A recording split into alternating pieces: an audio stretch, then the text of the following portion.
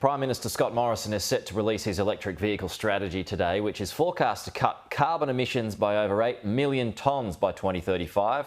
Joining me live now is Jason Clare. Jason, good to see you. Thanks for your time as always. So what is Labor's response to that this morning?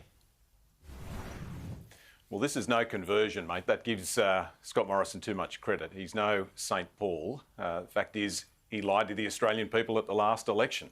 Plain and simple.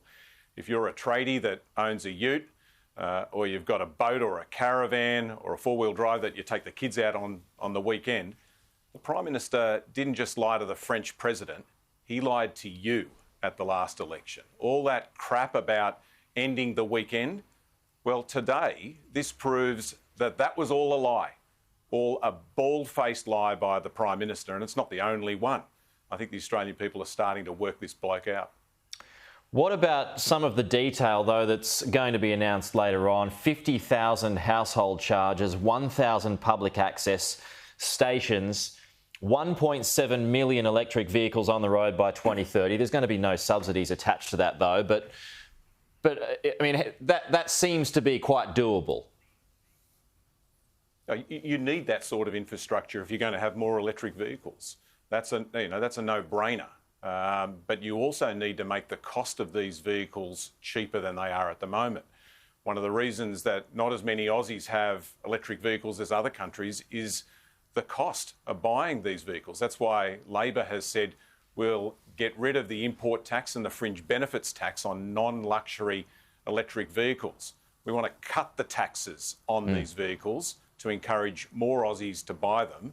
Scott Morrison's not saying anything about that today. In other words, taxes on these vehicles are going to be higher under Scott Morrison than they will be under Anthony Albanese and Labor.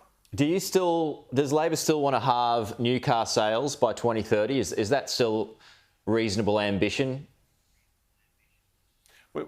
We haven't set a target. We're not going to play into the hands of Scott Morrison. We know that he's culpable and liable to tell all sorts of lies to try and trick people into voting for him.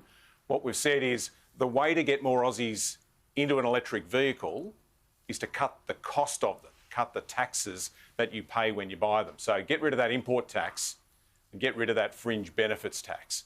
But what you're seeing here today from Scott Morrison doing a total 180 here proves that he believes in nothing and is willing to say anything to get elected.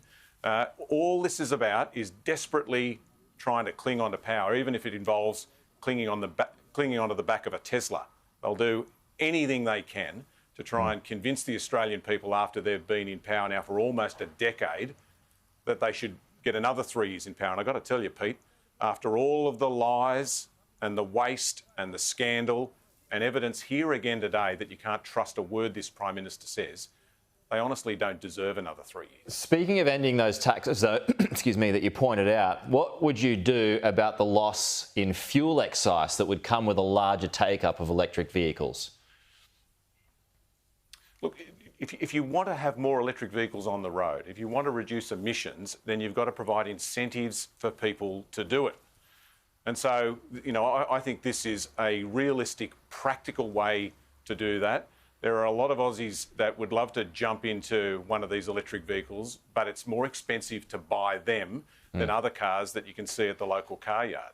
So it makes sense to do it. But you would have to increase taxes somewhere else, right? If you're going to lose fuel excise, wouldn't you have to increase the tax somewhere else? No. Well, let's be clear about it. One, the answer to that is no. Second, this is not about fuel excise. This is about cutting the cost of buying an electric car by getting rid of those import costs, those import taxes and those fringe benefits taxes.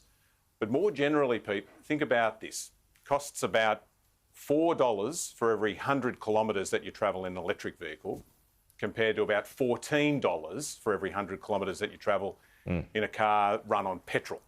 So it's going to save Aussies lots of money by being able to get one of these cars, but they're being held back at the moment by a government which lied to the Australian people at the last election and said this was all going to end the weekend, and is now trying to tell people the absolute opposite today. It goes to character. It goes to trust. You can't trust a thing that this bloke says. Boris Johnson announced a few weeks ago now well, it's basically been rubber stamped that the UK will ban the sale of new petrol and diesel cars and vans by 2030. Obviously, we are different countries. Australia much larger. We've got to travel further distances, much further distances. So do you believe that has any merit here, that you could ban in any way the amount of sales of petrol and diesel-fuelled cars? No, the short answer to that is no, and much of this will depend upon what happens in the major car companies that produce these vehicles around the world. Yeah. A lot of those big car companies are making that shift right now. Yeah, they're doing it anyway. But those cars will go to other countries. They are.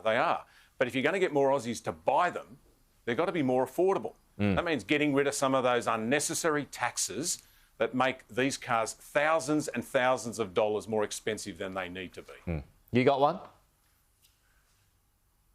No, not yet, mate. But I tell you what, with Labor's policy to cut the cost of it, thousands more Aussies will. Okay. All right. Jason, Clare, good to see you as always. We'll talk to you soon.